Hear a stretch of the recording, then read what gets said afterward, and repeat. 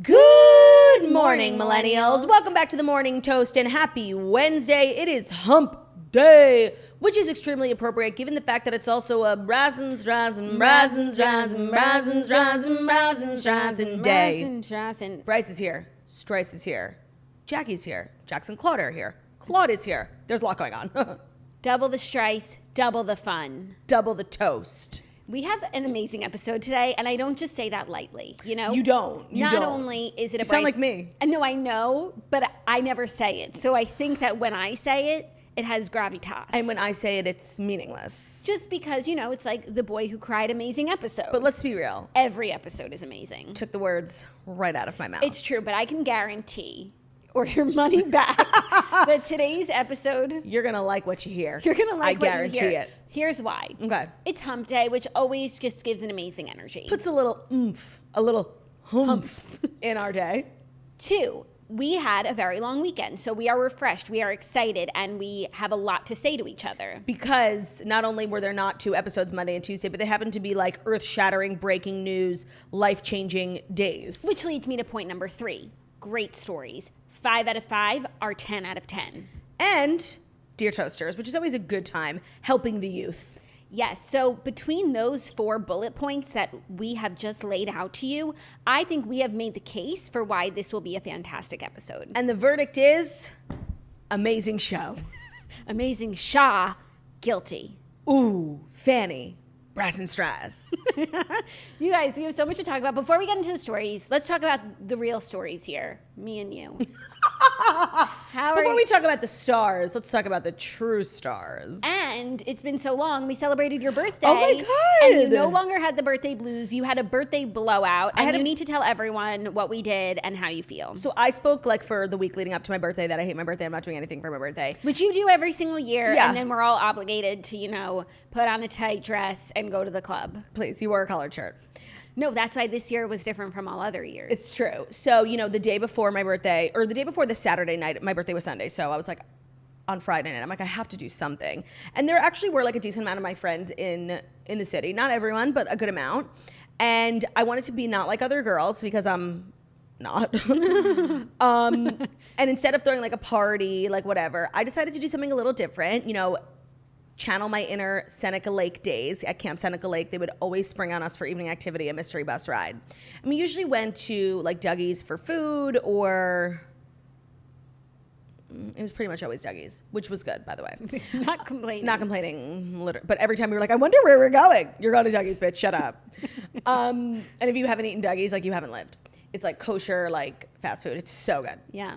Whatever. So I was like, let me do a mystery bus ride. Because honestly, I love a party bus. And sometimes the party bus is more fun than the location of the party. It's not about the destination. It's about the journey. Right. So I'm like, all right, I'm going to get a party bus. Everyone who's in town just come. And then I'll like find a location for everyone. And so I went through a lot of different ideas. I thought about maybe doing an escape room, which, because I've never done one. But escape rooms, or at least the ones I found in the city, like don't have like a bar. So like after you do the escape room, like you just go home. Like it made no sense. With all your new knowledge. Right. With all your escapism. So I was like, okay, not that. I was trying to think of like fun, different, maybe Topgolf. Once again, here we are advocating for a Topgolf in the city. The closest one is an hour and a half away in Edison, New Jersey, which I don't want to make people be on a bus for an hour and a half. A mystery bus ride is fun, but not that fun. No, and like you go extra slow in a bus. So Google Maps is like, yeah, if you're in a sedan, but they're not giving me the party bus ETA. It was probably more like 2 hours. You have to drive slower. You can't go on certain roads, you know? Yeah, that was like when we took a big party bus to Foxwoods, and on the way home, we took a path that wouldn't allow our truck, and we were driving around Connecticut trying to find our way out for so long. We took the path of most resistance. We really did. So I was like, all right, I want to keep it in the city. I don't want to inconvenience anyone. And I was just doing my research, and this is not even sponsored. I actually paid a lot of money, a little too much. That was my only complaint about the venue. Extremely expensive. To go to Bolero in Chelsea Piers, which is Bowlmore rebranded. It is obviously a bowling alley, but it's like a full bar, full arcade, laser tag. And I was just like, let's embrace, because, you know, as I was saying on the toast last week, we're all a child at heart, you know? Yes, and you were saying that. And I think that was like the inspiration for my party. So I didn't tell anyone where we were going. We all met at my house, got on the bus. There was like alcohol, spritz, music, and everyone was trying to guess. It's funny how literally everyone thought I was taking them to Atlantic City, which is a good idea. But like, do you think I would really make you sit on this bus for 4 hours? Like, that's the kind of friend you think I am? And it's like taking your friends on like a mystery trip to a whole other state and city like that. It's like, do you think you're Kim Kardashian? Like, thank you, by the way. We're just like going to Chelsea Piers. Thank you. Like, I'm a podcaster, okay? Like, please, times are tough. And like, did they think they were coming back? I would have told them to pack out an overnight bag. No, I think they might have thought like you had clothes for them there. Like, no, Jackie, literally every single person thought we were like, and fully confirmed. They weren't even like, we already know. I'm like, you know? That's so funny. And I'm like, okay, if we were going to Atlantic City, it would have made us leave at like 6 o'clock, not 10 p.m. Like, it was, people are so dumb, okay? So then Jackie actually had the great idea because I wanted to make, the mystery bus ride more of an adventure, and I wanted people to start guessing where we were going. So you had the great idea to play a song, like different songs to like give clues, right? So the first song I played was Bowling for Soup, 1985, which just got the fucking crowd lit the fuck up. It slapped every single person on the bus, everyone's so different ages. Everyone knew every single lyric. I had no idea I knew every single lyric, but I did. And then when I finished it, everyone was like, we're going bowling. I'm like, kind of. So then I played like the number one song by Major Lazer, which I don't even know what. Lean On. Yeah, I don't know. How does it go? We all need someone to lean on. Do, do, do, do, do, do. So then everyone was loving that song. And then they were like, Major Lazer. I'm like, yes. Someone said laser tag. I'm like, yes. Then, right before we pulled up, I just typed in Arcade Fire and played the top song, and I didn't know it, but Kristen's husband, Pete, was like, we're going to an arcade! And I was like, yes, Pete, we've got bowling, we've got arcade, we've got laser tag, I've got socks for everyone, get off the bus, it's party time! We had so much fun, because, like, if you're so many people at the bowling place, they give you, like, a little package where it's open bar, which just makes everything more fun. So we had bowling alleys, people were in the arcade, we did a big game of laser tag where, like, I actually almost went into cardiac arrest. It's, like, not nearly as laborious. It was way more labor intensive than I remember. I could have told you. I sat out the laser tag because I just knew. Plus, that vest you have to put on your chest, like, ugh. Yeah. And I would have gotten a clogged duct. It's way too heavy. 100%. So for that reason, you have to sit out. So we did that for a couple hours, and then we went to the club. It was like the perfect combo of like good family-friendly fun, partying. People are saying, Ben's friend Matt said that it was the best birthday party he's been to in 10 years. In the decade, that's what he said. What was the party 10 years ago? I don't know, but like I must murder the person, so that might. Actually, that would only make their party even better. Like, it was their last great hurrah. Right, so maybe Before they were murdered. I'll leave it as is. Leave it as is. It's so funny. It was so fun, and like, I haven't bowled in so long, and that's how you know that the world is healing and that COVID is over. If I am bowling and sticking my fingers into those holes. It's really disgusting. It was so disgusting, but I sanitized after every trip down the alley. Yeah. And you were very good. I was very good. Everyone's always so surprised when I'm just so competent Athletic. at everything. And not to like be that person, but it's we talk about this all the time. Like, I am not great at anything, but I am good at everything. What would you rather be? I would say you're great at being Bryce's mom. You're great at being Harold's mom. But you know what I mean. You're an amazing podcaster. You're actually an excellent dancer, like above average. That's true. So don't put yourself down, girlie. No, but I can do a little bit of everything, but I don't like excel at one particular skill, like how you sing, right? You know? And act and comedy, yeah. But it's nice because then, like, whenever we're doing something, I can hold my own. And if we had gone to an escape room, even though it would kill me to play a game, like, I would have cracked it. Of course. Like, you literally need to do escape rooms professionally. You would be so good at it. You're so smart. Mostly because I just want to get out of there. So, like, I'll just figure it out for You're everyone. motivated. I'm very motivated. Also, the funniest thing happened while we were bowling because there was a lot of food, which was delicious and gorgeous. And in between, like, every time I was bowling, obviously, I would sanitize or wash my hands before I picked up food. Because it was really like finger food. From the common space, right? Which is like, there's nothing grosser than bowling, and bowling plus eating is like not. It's wrong. You shouldn't do it. And I heard Ben say, he was like, don't use your bowling hand. He was yelling at his friend Victor. He's like, don't use your bowling hand for the food. I'm like, thank you, Ben. Please, yes. No one use your bowling hand for the food. It's gross. He goes, not gross, grease. You'll get grease in the ball, and you won't be able to bowl as well. Oh, because I was going to say, if Ben is warning us on hygiene, like, we are in trouble. He was not. He was warning because he was worried how it was going to affect your game if you had grease on your fingers. So Ben, I by was the just way. like, well, at least we have the common goal the same. Right. Well, also, just major shout out, like, the food was literally so good. People are still talking about the honey mustard sauce. Like, people are, like, quaking to get the recipe. Yeah, no, the cheese flatbread was really good when it was hot, is what I'll say. Yeah. So it was great. I feel like I did my birthday really well. And then Sunday was your actual birthday, and we had great family time, which is just like my kind of birthday. Just sit around, cake, eating, Beauty and the Beast, yep. Rolled. I pretty much spent my whole birthday with Rolled because I was with him all day Saturday and Sunday. And honestly, I think that's why I'm feeling so like at peace with my birthday. You know what you were doing this weekend? Rolled in.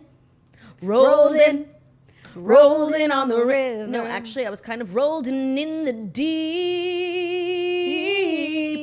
Actually, and this is actually a good segue, I was on the road again. I just can't wait to get on the road again. And speaking of, I am going on the road again. Yes, you are. Please tell us. You guys, I'm so happy that I can announce to you that Claudia's N-Log tour continues, because I saw the final show and then I saw it and I was like, more people need to see this. 100%. So honestly, when I first announced like a new tour, I was like so insecure coming off of Dirty Jeans. I felt DJT. I didn't think we could get better than DJT. And I really felt like it was a fluke. Like I put all my funny stories, everything into one, and like it was just going to live in infamy forever. Just so you know, that's how everyone feels about everything. Authors and their first book, you know. With the first, yeah. With the first. So then like when my team was like, let's put together another tour, I'm like, yeah.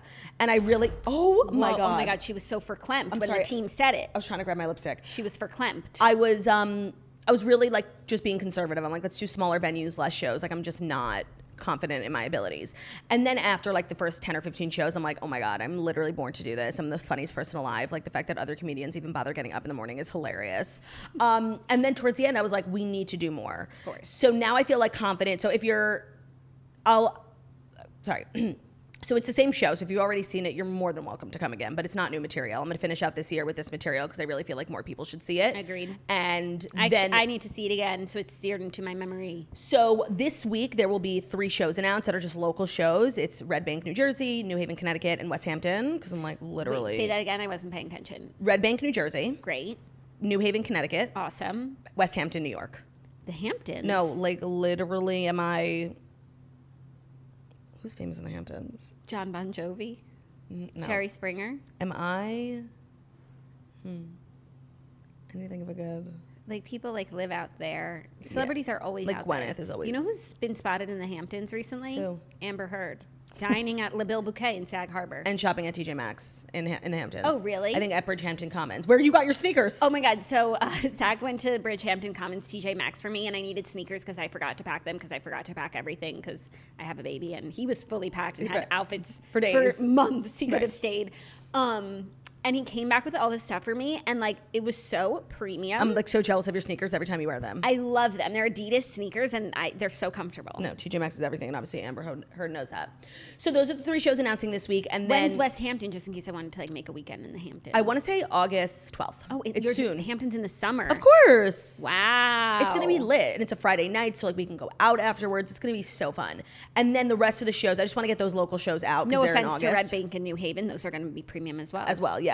And then all the places I didn't go, you know, like Charlotte, my favorite city in the world, Charlotte.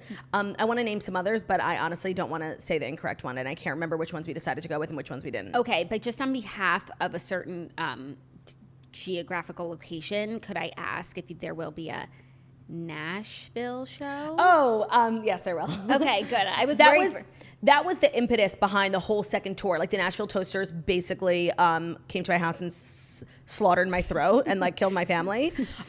So then I was like, all right, well, I have to add Nashville. So let's add a bunch more.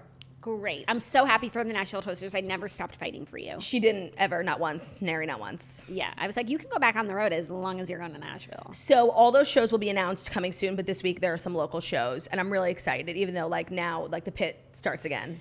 Yes, but you live for the pit, you know, and you live for the drama. I resent that, and I don't. No, but you do. It was just like how even with MSG, like you were so nervous, you were pooping. I can't wait till I'm pooping and I don't have a show ahead of me. And then you were deeply depressed when it was over. That's actually so fucking true. So you like it. And that's part of being the performer. I love it. That's why you were born to perform. I only get like a really big pit when I haven't performed in a while, because people are always like, do you get nervous to be in front of...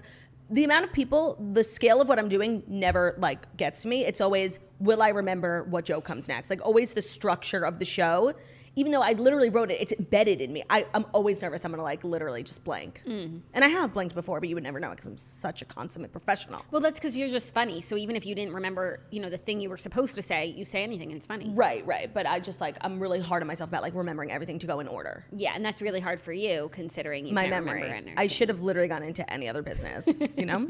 Yeah. So N-Log is coming back, and that's kind of like the breaking news of the day, you know, like kind of the week. I feel like that's really what everyone's talking about. I agree. Now they will be, now that you told them. 100%. Great. Well, I feel like we've covered everything from the long weekend. Yeah. Oh, I read such a cute book last night. Oh. I actually read like in one night? Yeah, I stayed up till 3 finishing it. Like, it was so good. You're on a really big reading kick, and I'm so proud of you. And I'm actually shocked that it's lasted this long. Usually you go like a week, you read a lot, you read enough bad books that you go back to TV. And then I don't read for 6 months. Right, but you're still on your reading kick. So I why am. don't you share? And I actually finished my book and started a new one, so I have some updates as This well. is like a classic book everyone's been telling me to read. And like I started it and it was so dumb. I'm like, this is embarrassing. I got 3% in. I was like, I can't. And then last night I just could not find something to read. So I was like, let me pick it back up because I hate having unfinished books. What's it called? The Love Hypothesis. Oh my God, that's all over Goodreads. And it's one of those books that I just won't read for the sake of it. Jackie, it was so cute. Like Ben, Really? at midnight, Ben was like, can we please go to bed? I'm like, yeah. I couldn't go to bed. I'm like, I was like maybe 75%, but I still had an hour and a half left. And I was like tossing and turning. I'm like, let me just finish this fucking book. And I literally stayed up till 3. It was so cute. The ending bothered me a little. Like she was just like dragging it out a little bit. And like everyone in the book was scientists. So like there was like so many science like metaphors and like it was like a little too much science. But it was really cute. Like, it was adorable. I loved it. So it's worth all the hype and every list that it's on and why Goodreads is always pushing it and it's like always everywhere. Yeah. Okay, good. I'm was so glad. cute. I'm glad that quality books are the ones that are being pushed forward like that, not books like, no offense, The People You Meet on Vacation. Agreed. I hated that book, and now I won't read Beach Read or her new one, Book Lovers, because it just wasn't for me. There was so much hype, and I finished it, and it was like cute and whatever. I'm like, but this is the book everyone's quaking over. They were sweating the whole time. I know. Oh my god, it was like kind of gross. Yeah. What did you read? So I finished Tom Segura's book. He's a comedian and a podcaster and a parent, so it was a perfect thing. And I think I spoke about this. He's married to Christina P. We did. So I'm like now such a big fan of theirs. No, we just keep talking about them till Tom reaches out because Christina already has. And it's funny because like we podcast sort of in a vacuum, like, and actually we're friends with a lot of the other like female podcasters, but we don't really know any of the other comedy podcasters. Yeah, because we are a pop culture comedy podcast, and when it comes to like our social life, we know the other pop culture podcasts. Yeah. We really don't know the other like comedian podcasters. Right, that are on the charts alongside us. And when Except for Heather McDonald. Yeah, but when She's pop culture. Yeah, when I picked up his book, and it's like he has 2 podcasts. One, Your Mom's House, which then I looked at the cover art, I always see it, and the other one, 2 Bears, 1 Cave. That's which always on the charts. Always on the charts. So it's so annoying. nice to like now know the people and appreciate their work. You're knowing your as neighbors. We sit alongside them. And then the other people are like Conan and those guys from The Office. Yeah. Tim Dillon, who I love. Yeah. He's actually my favorite comedian. I know. So to be alongside him, it's simply an honor. It's just an honor to see our photos side by side sometimes. No, when I think about like the male comedy podcasters, like you'll send me clips of like things you find funny, or I'll just see them on TikTok or Instagram Reels, and they're always saying like crazy, outrageous things. And like, of course I find it so funny, but I also find it shocking that like they say the most crazy things, like completely unaffected. And like we are like, I'm like kept up at night by like one thing I said 6 months ago that like I didn't mean. And it was like, did people think I take it the wrong way? Is BuzzFeed gonna write an article about it? Like, and these other like mostly male podcasters are just off saying the most fucking insane, like controversial shit. I'm like, I wonder if they like are kept up at night. No, I think we just have really different audiences. I think so too. You know? Yeah. So it was a really good book, 5 stars, book of short stories. If you're into comedy, recommend highly. I actually recommend it to you too. Yeah. And then I started 2 nights ago, The Hotel Nantucket by Ellen Hilderbrand. It's her new book, and I'm 6% in, and she hooked me. Yeah, that one's on my list. The writing is just like fast. You will like it in the first chapter. I really like Ellen Hildebrand, but like Homegirl could cut a few pages if it wouldn't kill her. It wouldn't kill her at all. Yeah, I guess. But she does what she does, and it's working for her. Yeah, obviously. Like, she's like, who the fuck is this? Shut up, girl. You wrote one book and it was literally 5 pages long.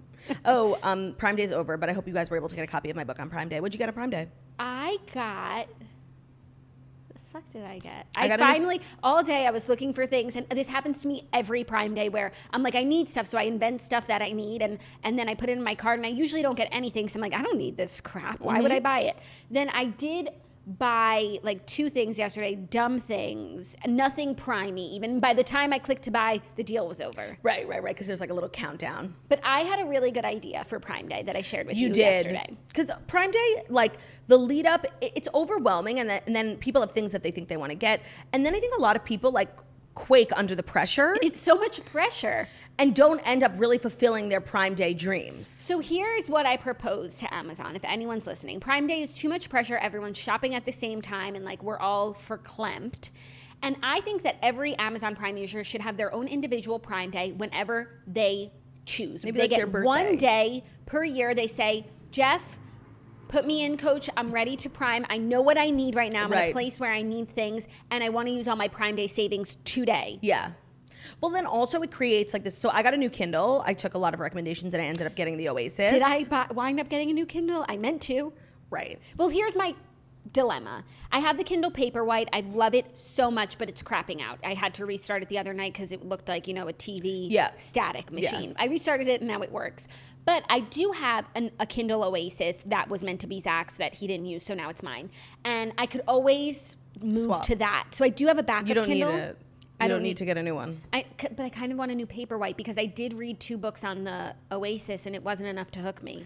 Yeah, so I got it, and I also got a new knife set because like I was literally cutting an apple the other day, like a saw, like it was a piece of wood. It was like back, forth, back. It was like a piece of wood. You look like a piece of wood. Honestly, Shahs of Sunset getting canceled is a disgrace to humanity. It's a disgrace to the culture, and it's a disgrace to women who are actually beautiful. And to women who look like piece of wood. You look like, there's so many, like literally when I'm with my friends from high school, all we do is quote Shahs of Sunset. It's so funny. You look like piece of wood. Your cans look sick. When MJ got to the altar, her husband looked at her and was like, your cans look sick. I know. You know what other cans look sick? Spritz Society. Yeah. By the way, I just want to say, I was drinking Spritz Society at your birthday, and Fulmar, turn this off if you're listening. I snuck a few cans in for myself because it was just my drink of choice, and I didn't want to have a watered-down vodka soda. That's not going to happen. Like, I never get out. I want a fucking Spritz. And I put it in my purse, and everybody was jealous of me. Of course. And it was so delicious. I haven't had a night out on peach yet. I've like, had one, tasted them. We had the influencer event, but, like, to party on peach... No, this is like the 3rd time I've been out with Spritz. Like in the party bus, when we did, when we were in the Hamptons, we went to Bounce. Bounce was carrying Spritz, like we had it at the club.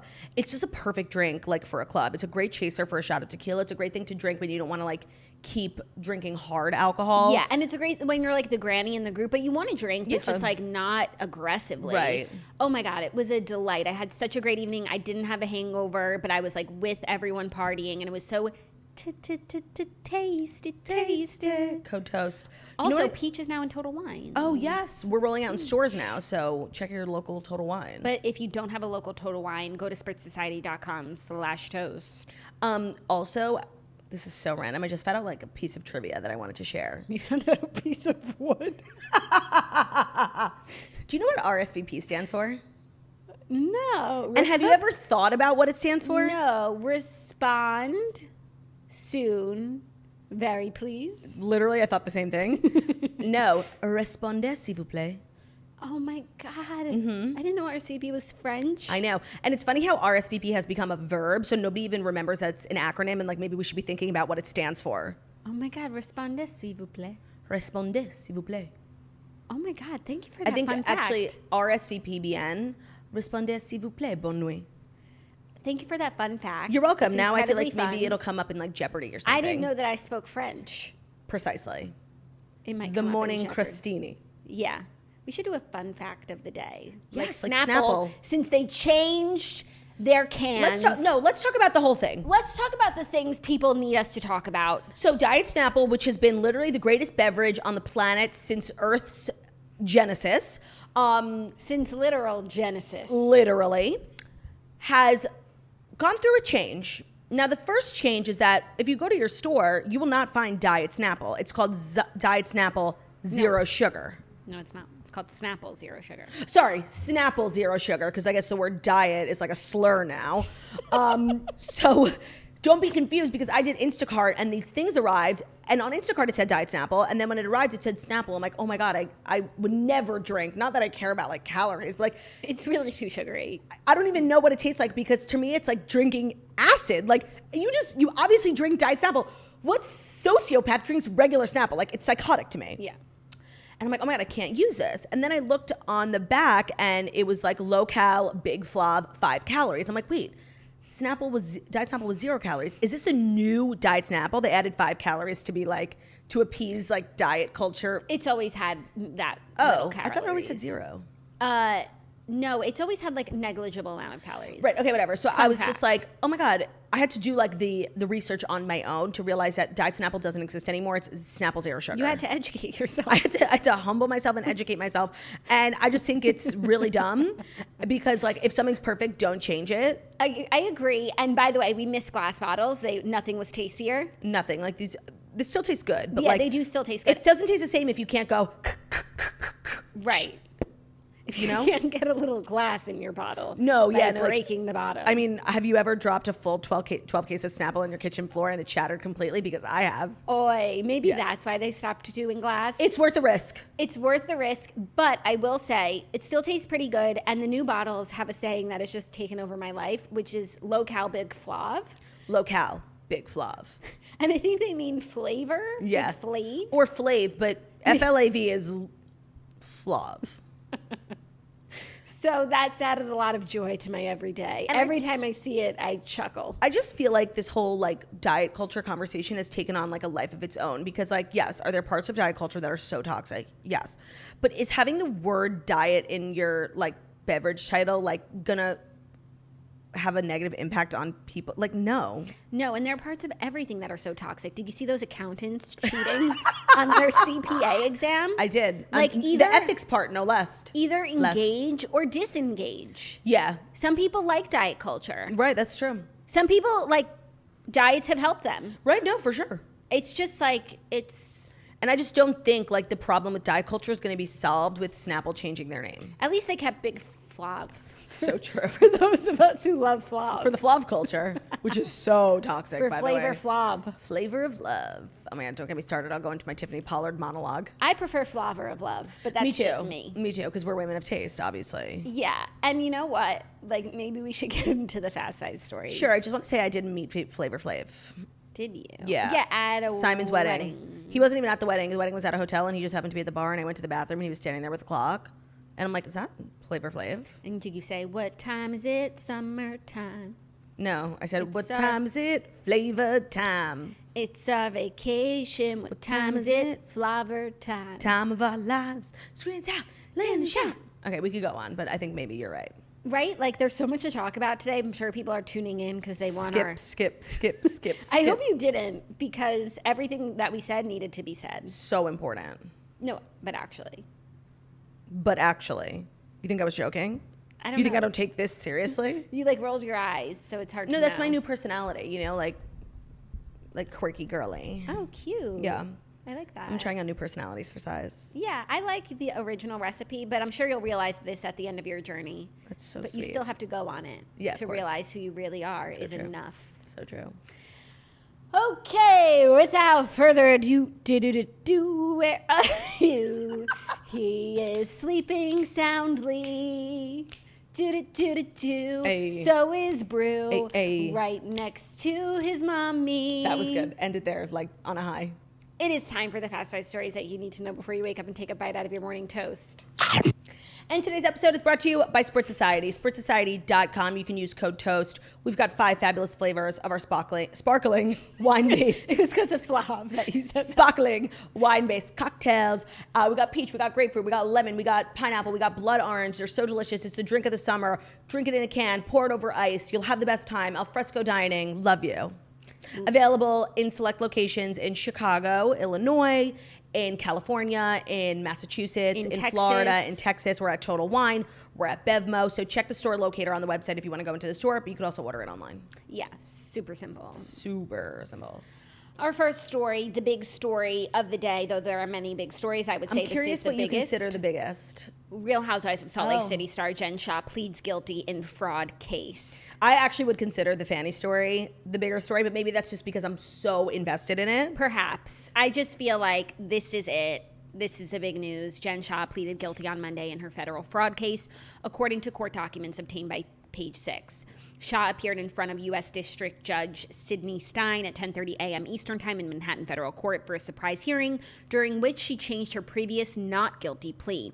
She pled guilty to count 1, conspiracy to commit wire fraud in connection with telemarketing. The U.S. attorney agreed to drop count 2, conspiracy to commit money laundering. The judge made sure Jen understood the change and that she faces a maximum penalty of 30 years in prison and 5 years of supervised release. But her plea agreement called for only 11 to 14 years behind bars and restitution of up to $9.5 million.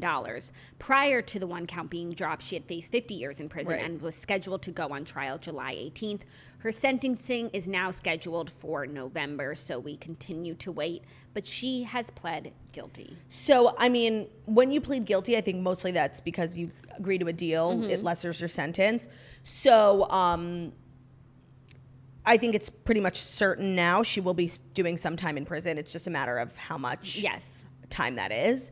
And if you plead guilty, that means there's no trial, there's no cross-examination. Like, she just gets sentenced, and her sentence will be in November. Yeah.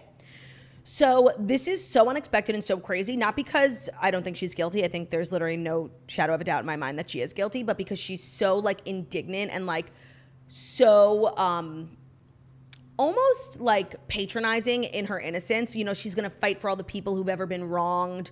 So the fact that she admitted to herself, let alone her lawyers and the government and the world, that she's guilty, that's what's so shocking to me about this, not the fact that she's guilty. I wouldn't be surprised if she takes the route of saying that she took a plea deal because she like couldn't win and that she's still innocent, but you know she didn't have a choice. Made the best choice. And made the best choice. Yeah, I could see that and too. I would not be surprised if she maintains her innocence socially. Right. But in the court, it just was the best sense legally, the best decision legally. Though I agree with you, like I think she's guilty. You know, Stu was going to testify against her. Like there, even if they went to trial, likely she would have been proven guilty. But somehow, like admitting guilt, just you know, she's for the just sake so of stubborn. She's so stubborn. Yeah, I mean, the odds were so stacked against her. Like the case against her is so strong, and then her assistant / partner / whatever he is turning on her and agreeing to testify against her to save his ass was like the final nail in the coffin. And even then, she didn't even blink or act like it made a big deal, because made a difference, because she was so innocent.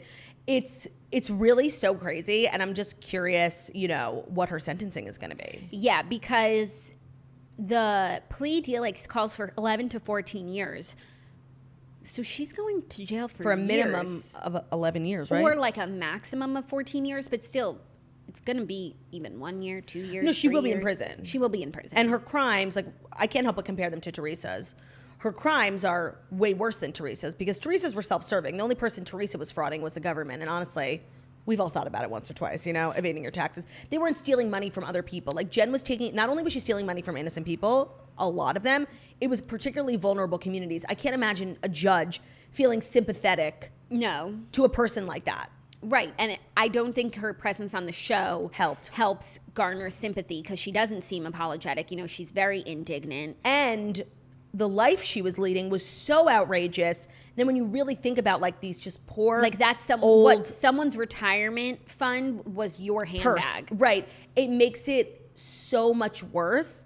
And like even with Teresa, like what you really could see a world in which she's not the brightest bulb in the shed. Like you could see a world in which she was taken advantage of by her husband. And at the end of the day, the only people they were defrauding were the government. Like I can't imagine, even if she had gone to trial, I think it would have been so much worse, because you don't know who a jury is made up of. Someone has a mom who was taken advantage, you know, like, so I can't imagine a scenario in which a judge doesn't impose like a maximum sentence, because not only are there financial crimes, and there's no like, you know, nobody's dead, but it's so egregious. Like the targeting of vulnerable communities, the disabled, the elderly, like it's so fucked up. It's so fucked up. And so I think we've all known, you know, she was likely guilty. Now she's admitting guilt. And my question is, what is Bravo going to do? Here you have a housewife who just said that she is guilty of defrauding these vulnerable elderly people. Right. Does that cause for being fired? Are you going to film her tomorrow? Like really, does of course the sake they are. of good TV? That's so fucked to me. Like, I can't help but think of Jenny Wen, you know? Oh. Because they're the same franchise. Like, she got fired for her political opinions and unsavory opinions, whereas Jen Shah has just admitted that she did these things, these terrible things. Crimes. She's facing up to 14 years in prison, yet still they're going to keep a camera on her. That's a really interesting point. I totally, literally, if you never brought up Jenny Wen's name ever again, I would never have remembered her, because she was so irrelevant, and she should have been fired for being irrelevant. She popped into my head this morning, and I was like, Right. And now the Jen thing has totally eclipsed Jenny, so like nobody even remembers Jenny. But that's a fair point, because because Jenny Wen was just guilty of not speaking correctly. Right. Whereas like, yeah, Jen Shah. But see, like, Jenny Wen also wasn't adding literally any value to the show. I know. So it's more nuanced than that. No, but it's not. When it comes to like hiring and firing based on crimes or perceived crimes, it's not about who's more entertaining. Otherwise, Leanne would still be on the show. That's so true. Okay. It's like so hard to argue with you because like you're just like right. But nevertheless, she persisted. Let me just continue. No, but I do agree with you. But also at the end of the day, like Bravo's bottom line is ratings, is entertainment. And that's literally the story was breaking news. It was the Okay, so biggest then deal. why was Leanne fired? Why was Stassi fired? She's ratings, she's entertainment. Yeah, no. Well, no, because, Bravo released a statement with Jenny Wen, and they released a statement with Stassi too, is that they don't want to be associated with those types of behaviors. But they want to be associated with this. I think, yes, I think they do, actually. That I actually think they do. Okay. Like, for real. Like, it's salacious. And people don't look at it the way that we look at it, which is, like, so unethical, like, so immoral what she did. They look at it as, like, this juicy. Same with Erica Jane. Yeah, but I think people are able to separate it because it was Erica Jane's husband. If this was Sharif, we would not be having this conversation. Of course. Right. But also, no, I feel like and even people Teresa, are it was Joe. Yes, I don't even, Teresa kind of is like irrelevant to the conversation to me. But I think that people are more angry at Erica than they are at Jen. I agree. I think also people like want to see Erica fail. Go down and like they have a reason now. Yeah. A real reason. Yeah. No, I think the conversation is particularly nuanced, and I'm not sure what the right answer is, because this is what we talk about all the time when it comes to cancel culture. Like, there's a difference between, saying something bad and doing something bad. One of them is a crime and the other is just like, unpopular. So the energy that we reserve for people who have old tweets or people whose political opinions we don't like or people who have posted things that we don't agree with, like, is so much bigger. That energy we have to cancel them is always like so much bigger than the energy we have for people who actually like do horrendous things, like illegal crimes, who hurt other people. And that's where cancel culture is flawed, because if only we had the type of energy for, let me think of a good example, hold on. If only we had the type of energy that we have for Dave Chappelle, let's channel that energy towards like a Chris Brown, who actually like hurts women on the daily, as opposed to Chappelle, who considers himself an artist and this is his art, Yeah. So it is complex. It is. Not to me really, but I can see how Bravo might find itself confused. And I think Bravo has no problem associating themselves with crime, honestly. Like, I don't think they find it nearly as abhorrent as like Jenny Wen or Stassi. That's insane. Yeah. That's insane. And I mean, I'm curious to see what they do. They probably won't do anything, but they're not going to do anything. No fucking scruples. It's not no motherfucking scruples. They're not going to do anything. This is the biggest story in the world, and they're at the center of it. And they're not going to, put their morals on blast and be like, "Oh no, we couldn't possibly." Like, everyone's talking about it. It's a new franchise. Like, for networks, like, the bottom line is the bottom line. But I think they've hurt their own bottom line in the past in, service of their so-called values. Yeah, perhaps. So that's that on that. We'll see you in November. Keeps getting pushed back. Like, I'm ready to put this story to rest. I know. And the more it like gets pushed off, it sort of desensitizes you to the magnitude of the crimes. 100%. That's how I feel. 100%. Okay, our competing big story of the day. Michele is taking over for Beanie Feldstein in Funny Girl on Broadway. The news came out this week. Michele is set to take over Beanie Feldstein's starring role in Funny Girl, the Broadway production announced on Monday. The announcement comes on the heels of Beanie's shocking Instagram post late on Sunday, in which she revealed she was leaving the show earlier than expected. Leah will begin performances on Tuesday, September 6th, alongside the cast and Tony nominee Tova Feldstein, who will be taking over for Jane Lynch. Didn't even know Jane Lynch was a part of it. Oh, you didn't know that? And so now another element of this extremely layered story is that Michele and Jane Lynch will not even overlap at all, even though they were technically supposed to because of Jane's date. Do you think that Jane hates Leah? Yeah. So, okay, let's start from the beginning. Let's unpack this. Because of the glee. I read an expose. There's not like a nobody knows really the truth of what happened, but there was this big expose that came out this morning, and I did read it. And essentially what it was is... Who put out the expose? I don't want to say their name because they're a disgusting publication who should rot. Oh, okay, cool. But nevertheless, and if it's probably filled with as many lies as the article they wrote about us, then I shouldn't believe a word of it. Mm-hmm. So basically, Beanie was cast, and almost immediately the reviews were abysmal. She is not a great singer. And not only is it Broadway where you have to be a great singer, the role of Fanny, all the songs, of course, Don't Rain on My Parade. When you think of all the songs, it's like it's really a role for one of the greatest singers in the world, not a girl who can sing. Not a girl who can carry a tune. Right. And I feel like a lot of us didn't even know that Beanie could sing, and it's just one of those things like a party trick, you know? Like, she has a nice voice. She probably performed in the talent show. So it does feel like, you know, when Funny Girl was announced and they were doing the casting, you know, the directors went out of their way not to cast Lea Michele. She's so the obvious choice. First of all, she looks like Barbra Streisand. She is notorious for being obsessed with Funny Girl as Lea Michele and also as Rachel Berry. There's a generation of people who only know what Funny Girl is because of Rachel Berry and Lea Michele. So it's like they really went out of their way not to choose her. And of course, you know, business is business. They didn't want to be associated with someone who's having like a big scandal at the time. And I do think that was a mistake because Beanie was a flop almost instantly. And it's not for lack of trying. I think what I read was that in the beginning, she was a delight to work with. She knew the reviews were negative, but the production rallied around her. It was always really warm. But where things got really icky is like Beanie got COVID and then she took a break a little bit. So the understudy, Julie Benko, played, who was unbelievable because she's a Broadway star. And people started coming for Julie Benko. And I think a lot of people thought when Beanie left, Julie would replace her because she was phenomenal.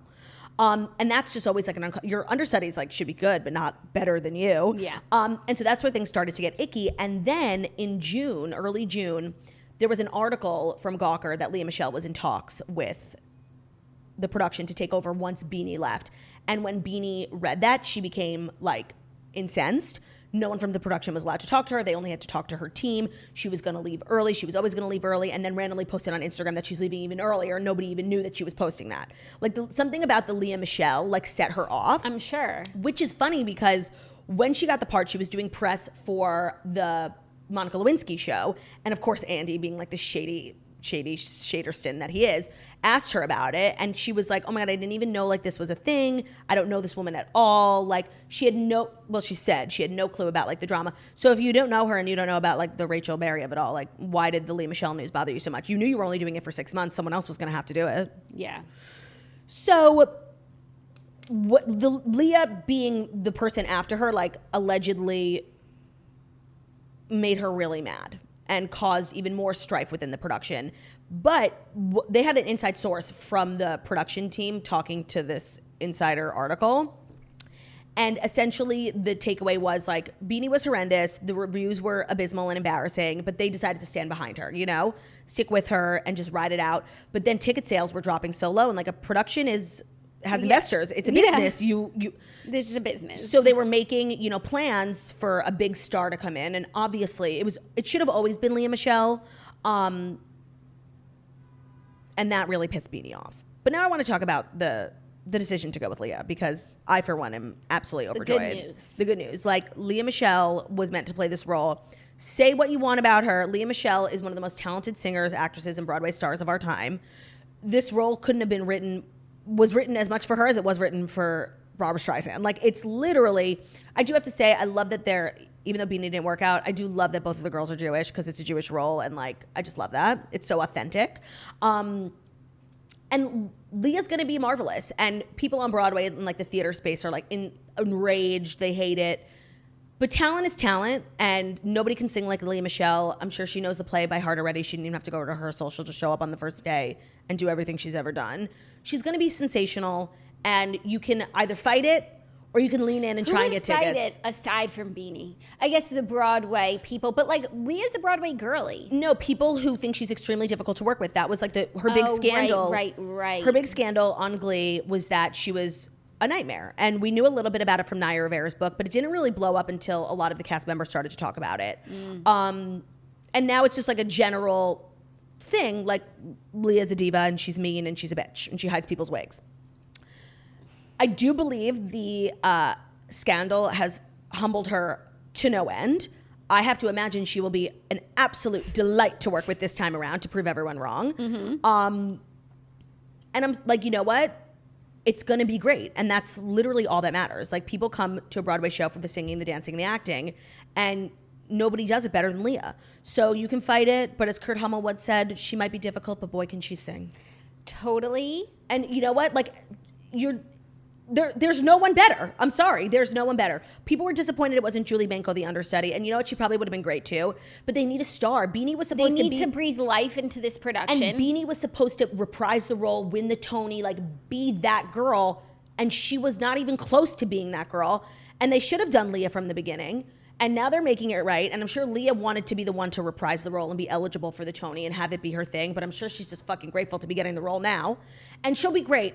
And if you hate her, then that's fine, but you can't deny that she's going to be excellent. And I would be shocked, really shocked, if she behaves in the way that she did when she was younger. Agreed. After everything that has happened. No, she's going to be heavenly. I imagine she has learned a lot. Yeah. And will be singing a different tune. Literally. Though in the same gorgeous pitch. Yeah. And by the way, the production must be happy with their choice.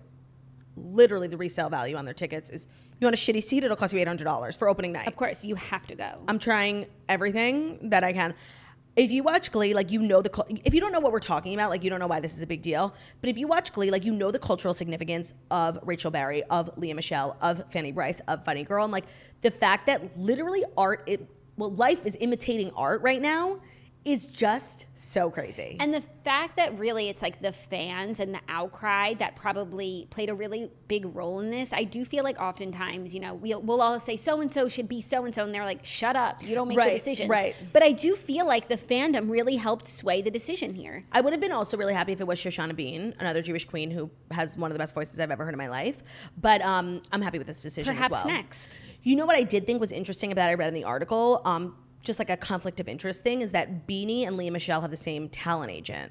So like, it's kind of like a conflict of interest. That is weird. Yeah. I'm sure Like, how can you represent your client to the best of your abilities when you also have the interests of another client who you want to represent to the best of their abilities? Damn. It's weird, yeah. This whole thing is like so dramatic, and I would love to really, really, everything I've said here is purely like speculation. I was going to say skepticism. But there is so much smoke here from not even that article that you read. I heard many similar things. You know, there's Dumois, there's other insiders saying this and that. There's so much smoke. And by the way, just looking at it on its face, it's like Beanie was cast. There was a lot of, you know, excitement for Leah Michele, and it kind of eclipsed Beanie's casting, and everyone said should have been her. Now Beanie stepping back, she's announcing too early, and then they also announced Leah Michele. Like, no, there's something there. A fire.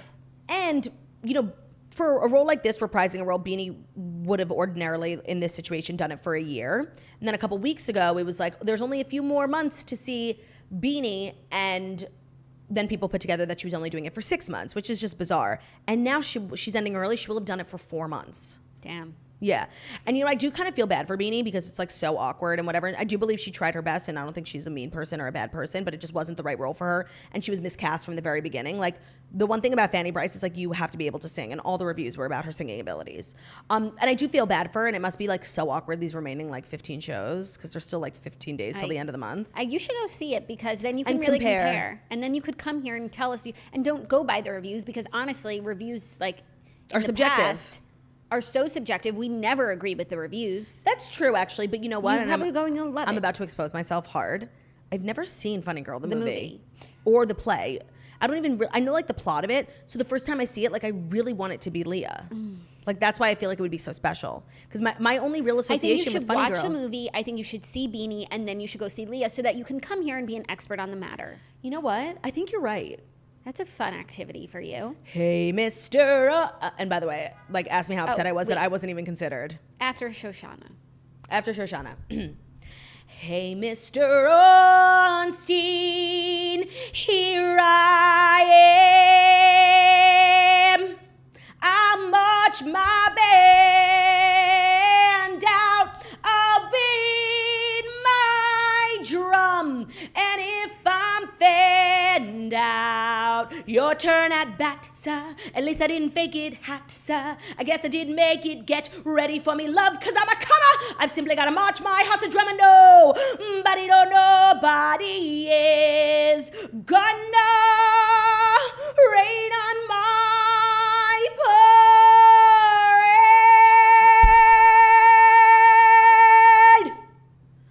it should have been me, but I'm happy for Leah Michele. Happy for her, and I'm happy for Fanny, Bryce and Stryce. Bryce and Stryce are also like devastated to have been overlooked. It should be Fanny, Bryce. Also, And Stryce. And Stryce as the understudy. Yeah. But I was dying this morning. I had an epiphany when we were talking about Fanny Bryce. I was like, Fanny, Bryce, and Stryce. Right. But also, he's Streisand. No, literally, if we don't get tickets, I'm gonna die. Like, Yeah, no, you need tickets. You need to watch the movie. You have homework to do. yeah, You do. I do. Because I want to know from an expert, not Yeah. from the reviews, not from the articles. You know what I would love to know? Barbara's opinion. Who does she think? She's obviously so close to the role. Like, who does she think should play it? And what are Barbara's thoughts on Leah Michele? Because when Leah Michele was up and coming before The Disgrace, she really was like the next Barbara. You know, she didn't get her nose done, neither did Barbara, and she didn't get it done because Barbara didn't get it done. Like, she was like the modern Barbara Streisand. Like, what does Barb's think? Yeah. They either have a very close relationship or none at all. Yeah, I could see Barbara like thinking Leah was annoying. But you know what? Like, I think Barbara's annoying. totally. I just But really annoying people don't like annoying people. No, and like, I'm sorry, if you want to be like a theater girly, like, you are annoying. Like, you have to be singing So all the time. true. Like, people think I'm annoying because, and I don't even like have that good of a voice. Like, literally, in order to be Rachel Berry / Leah Michele, like, you have to be the most annoying girl in the world. You can't be like a shy little wallflower. Oh, It doesn't work. me? Like, Right. no, it doesn't work. Yeah. It comes with the territory. Except for Gabriella Montez. But then she really broke out of her shell. And you know what? Hot take, her voice wasn't that good. No, it wasn't. But that was like the point. Yeah. Okay, let's move on. If we we have must. exhausted. If we must. We have exhausted. And now it's time for the Emmy nominations, which have been dropped. And here are the complete list of nominees. We are going to react and share our votes. Okay. As we always do, even though we don't watch the Emmys. It's always nice to hear what, people think is popular and good. And I watch way more TV than I do movies. So when it comes to like the big award shows, I think the one I probably have the most invested in is the Emmys because I haven't seen a movie. Well, I saw Top Gun and it was so good, but other than that, Yeah. Best comedy. Abbott Elementary, so good. Barry, Unfamiliar, Curb Your Enthusiasm, so good. Hacks, Oh, The Marvelous Mrs. Maisel, season stunk. Only Murders in the Building, That's tough. Ted Lasso, Oh shit. What We Do in the Shadows. Okay, so I do think as much as I don't think Hacks is going to win. I think it'll be between Abbott Elementary and Only Murders in the Building. Abbott Elementary is so good. Yeah, you know what's funny? You It's would love it, by the way. Of all the shows that I've seen here, they're amazing. So that would just say to me, like, then I should watch the other shows in the category because I'd probably like them too. You should watch Abbott Elementary. It's all about the campers, and it has like such camper counselor Oh, you energy. told me. Just I like just doing the best for the I kids. have so much on my contemplate. I still haven't watched The Summer I Turned Pretty. Okay, it's like literally 30-minute episodes. It's good to watch like mindlessly. I haven't turned my TV on aside from Homework and Southern Charm in weeks. Like Okay. one day. Just put it on your plate. Next, best actress in a comedy. Rachel Brosnahan, Marvelous Mrs. Maisel. She wasn't good. I'm sorry. I love Miss Maisel. This was not the season for any of them to win anything. Okay. And they had their time. Yeah. And their time, I feel like, has passed, and maybe when their final season, they'll have another time. Or when they do something noteworthy, because this last season was literally atrocious. Yes. Quinta Brunson, Abbott Elementary. She's going to win. Kaylee Cuoco, The Flight Attendant. No. Elle Fanning, The Great, Show Stinks. Issa Rae, Insecure. Jean Smart, Hacks. Jean Smart won last year. And honestly, like, if Hacks wants to keep winning Emmys, they have to give us more fucking Deborah Vance and no more Ava. But I think Abbott Elementary is going to get this one. Okay. Best Actor in a Comedy. Donald Glover, Atlanta. Bill Hader, Barry. I don't know. Nicholas Hoult, The Great. Steve Martin, Only Murders in the Building. Martin Short, Only Murders in the Oh. Building. Jason Sudeikis, Ted Lasso. Oh, Jason Sudeikis. But That's Ted a really Lasso tough. swept last year. We hadn't watched Ted Lasso right. yet, but they won everything. Will they win again? I'm fine with that. I'm fine with that too. Interesting that Steve Martin and Martin Short are up against each other. That's like always awkward and cute. Yeah. And if I had to give it to one of them, it would be Martin Short. His character is so fucking funny. Yeah, he does it the most. Yeah, even though Steve Martin's also great, but his character's just not as, you don't look forward to hearing him talk. He's like kind of dreadful. Like, Yeah, but that's the point. It's Yeah. The contrast. Yeah. Supporting actress in a comedy. Alex Borstein, The Marvelous Mrs. Maisel. No. Hannah Einbender, Hacks. No. It's funny that she's supporting considering they're really 50-50, but I think like, whatever. and especially this season, she was really 50-50. Last season, there was more Deborah than Ava, and now they're equal, and it ain't right.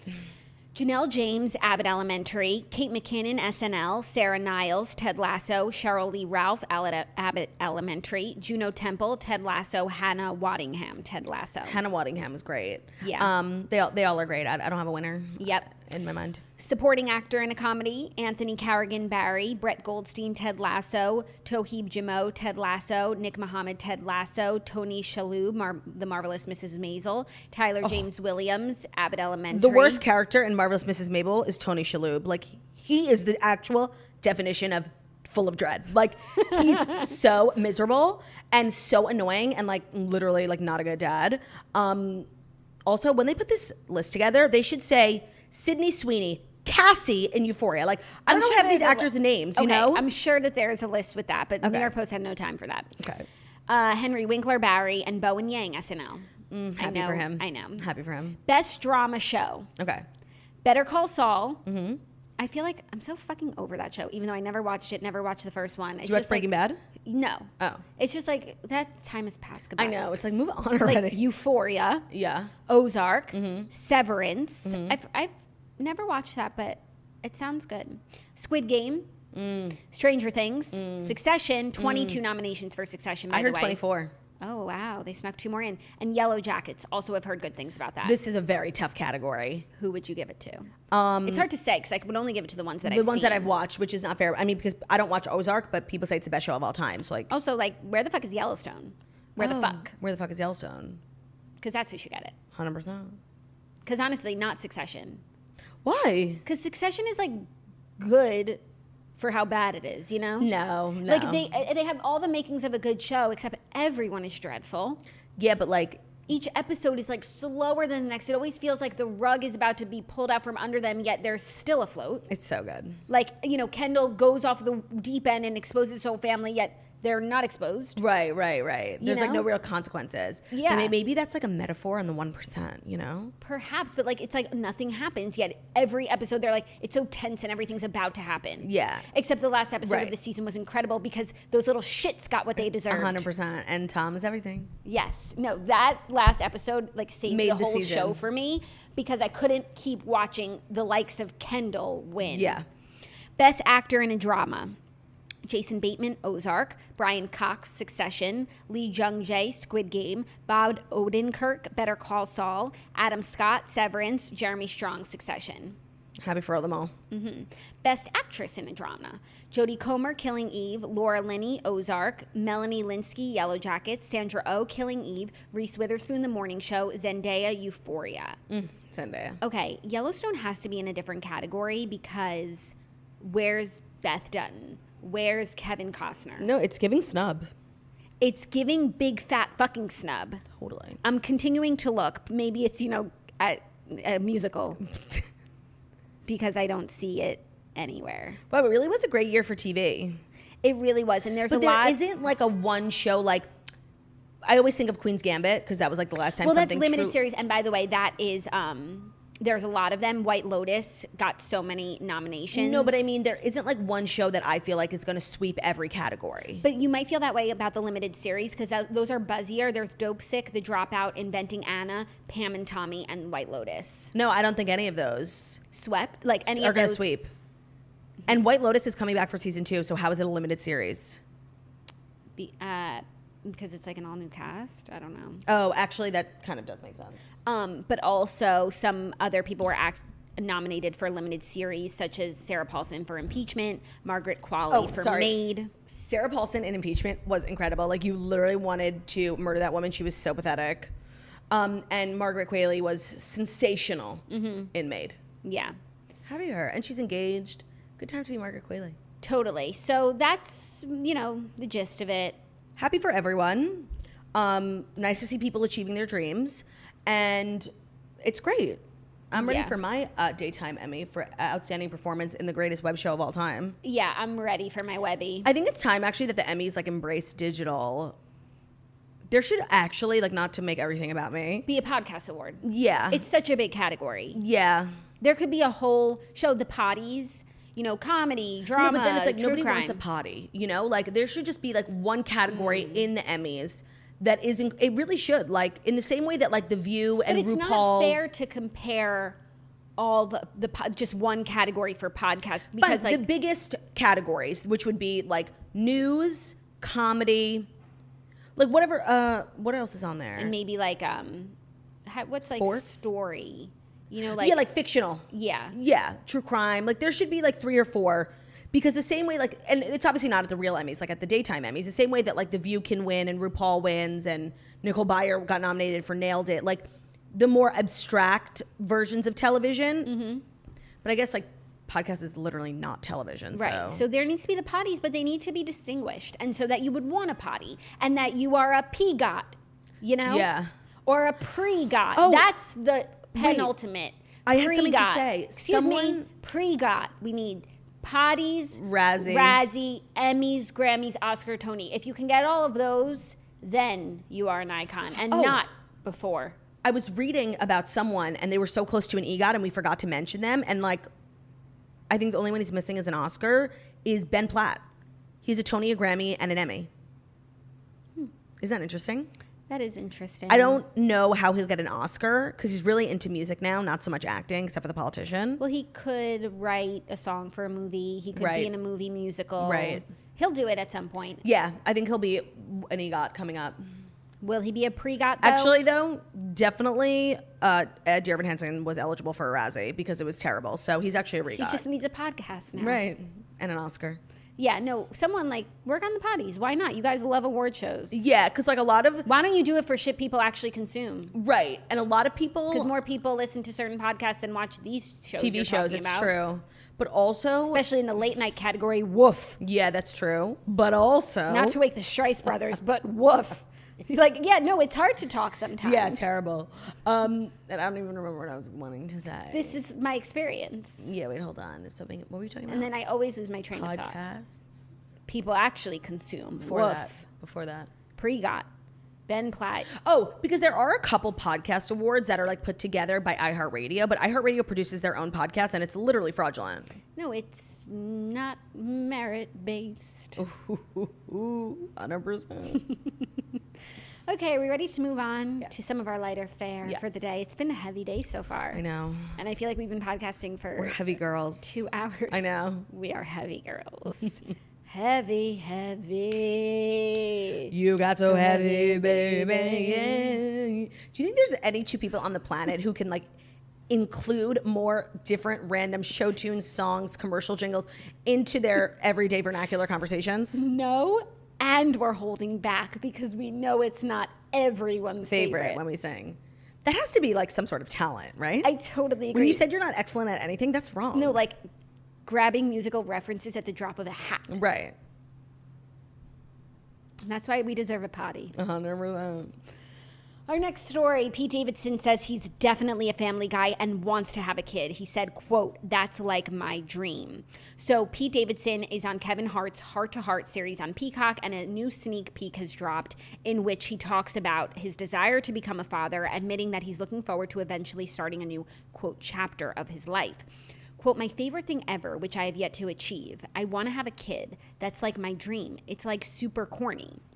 And then Hart said, "That's not super corny. That's the best goddamn thing you could do in your life." This is such a precious conversation. Precious. And Davidson said, "It would be so fun. Dress up the little dude. That's kind of what I'm just preparing for now. It's just trying to be as good as a dude, develop and get better. So when that happens, it's just easier." I mean, apparently this isn't the first time he's said this, but obviously now we're all looking at it through the context of Kim, because we've said many times, as much as we ship so much, like the age difference is a real thing.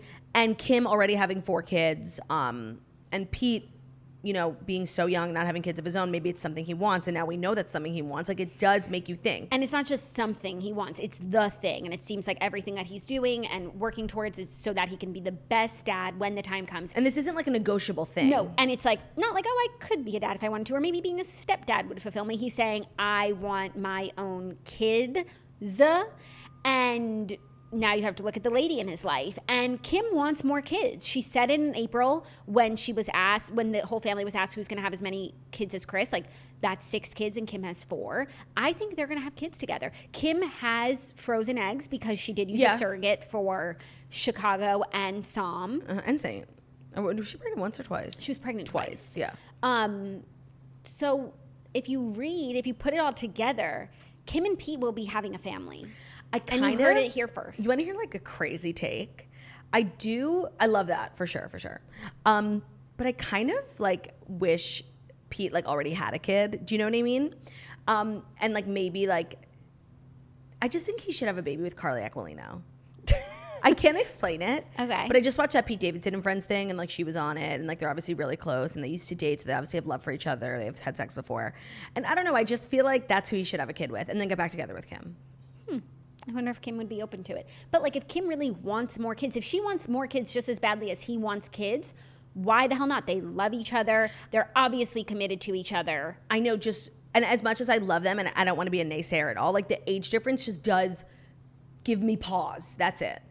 But what part of it? Because for most people, it's like an age difference really becomes an issue when someone wants kids and either the other person doesn't want kids or already has, or if, you know, she's of a certain age and she doesn't have her eggs frozen, like that could pose an issue in actually getting pregnant. But like everything is there.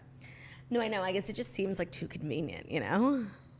I'm sure they thought about these things before they all went public and said, we want more kids and we love each other. How long have they been together now? 8 months.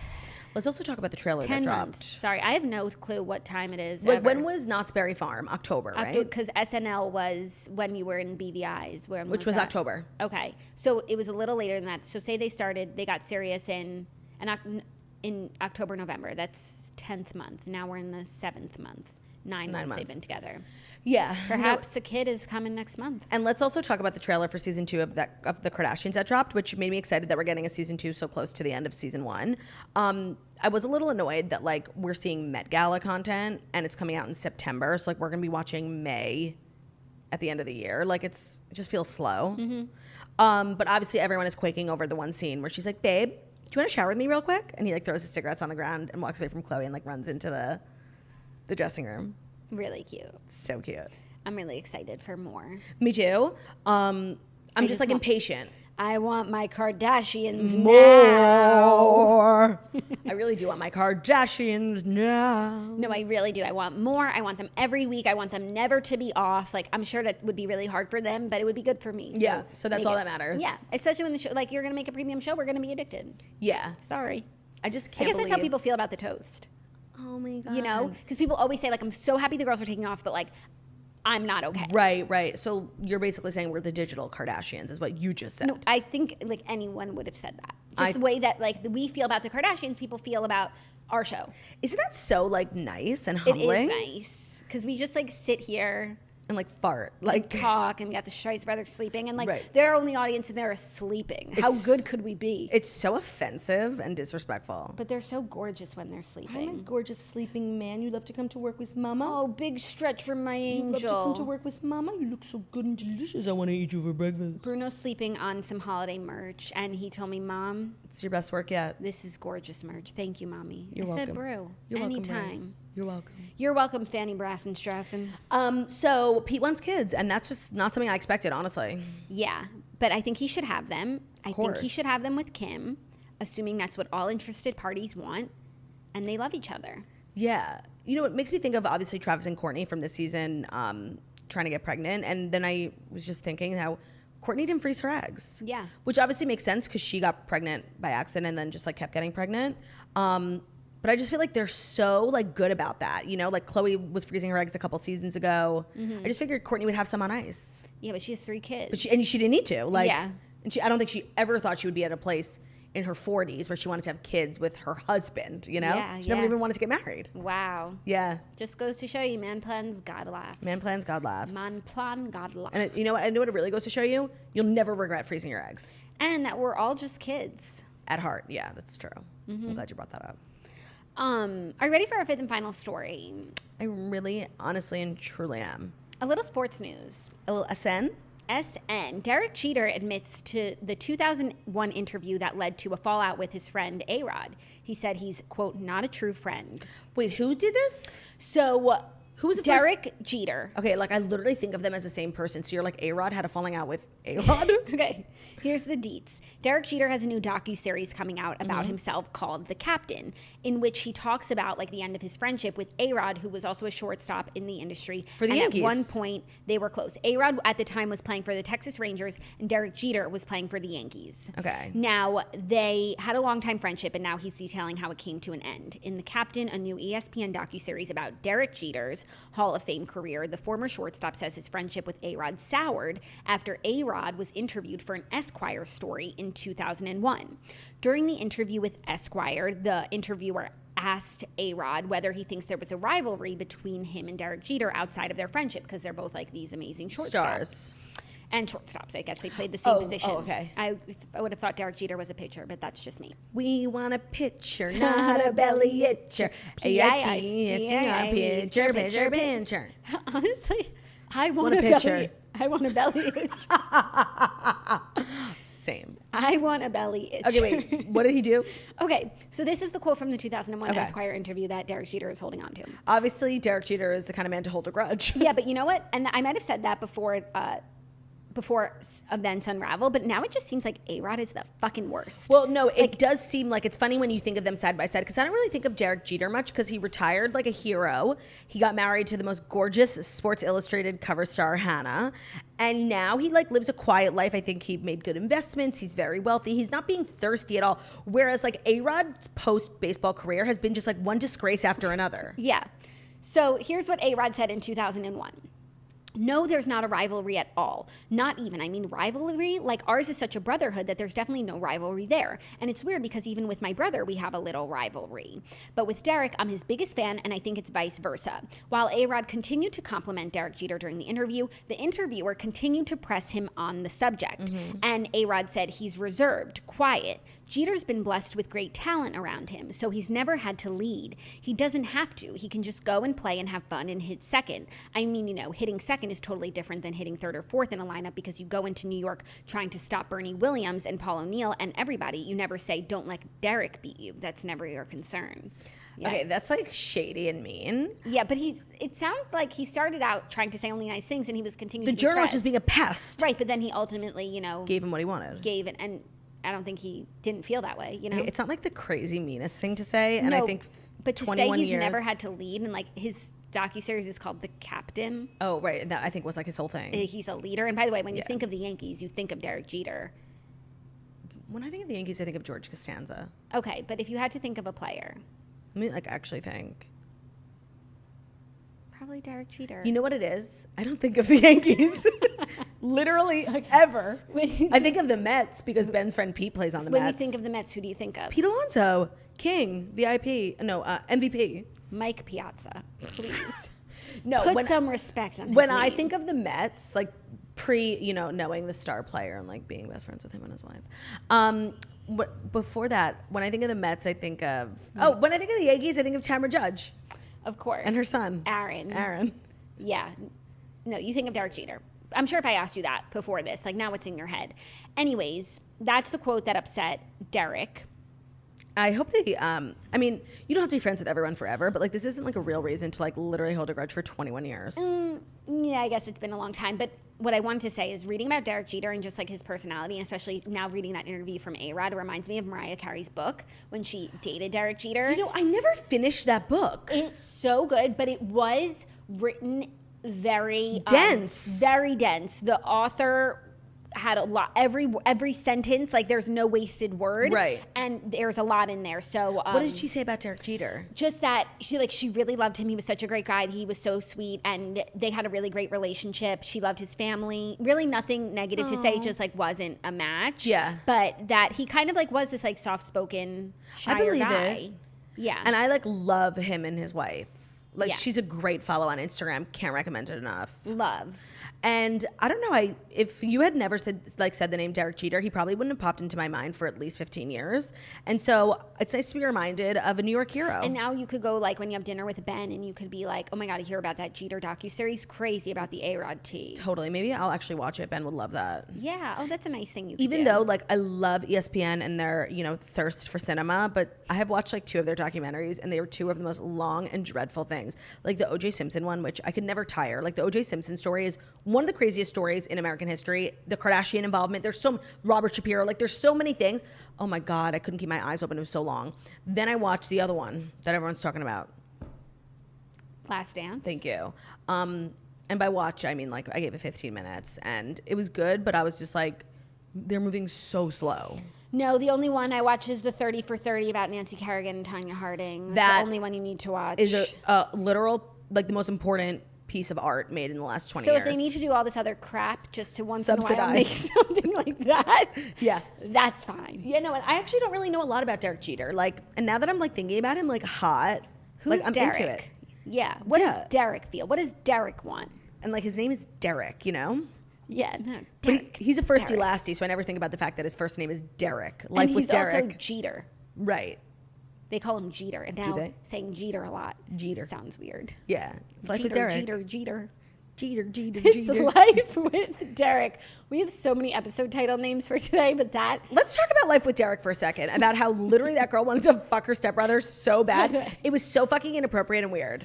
That's what they should have called this docuseries. 30 for 30 : Life with Derek. ESPN will never be it. Right. Because they're hung up on the captain. They'll never be that girl. No, but here's what Derek said. Living life with Derek. Just in case you're curious, let's just wrap this up because here's what Derek said about the quote. As a friend, I'm loyal. I just looked at it as I wouldn't have done it. And then it was the media, the constant hammer to the nail. They just kept hammering it in. It just became noise, which frustrated me, just constant noise. You can say whatever you want about me as a player, that's fine, but then it goes back to the trust, the loyalty. This is how the guy feels. He's not a true friend is how I felt because I wouldn't do it to a friend.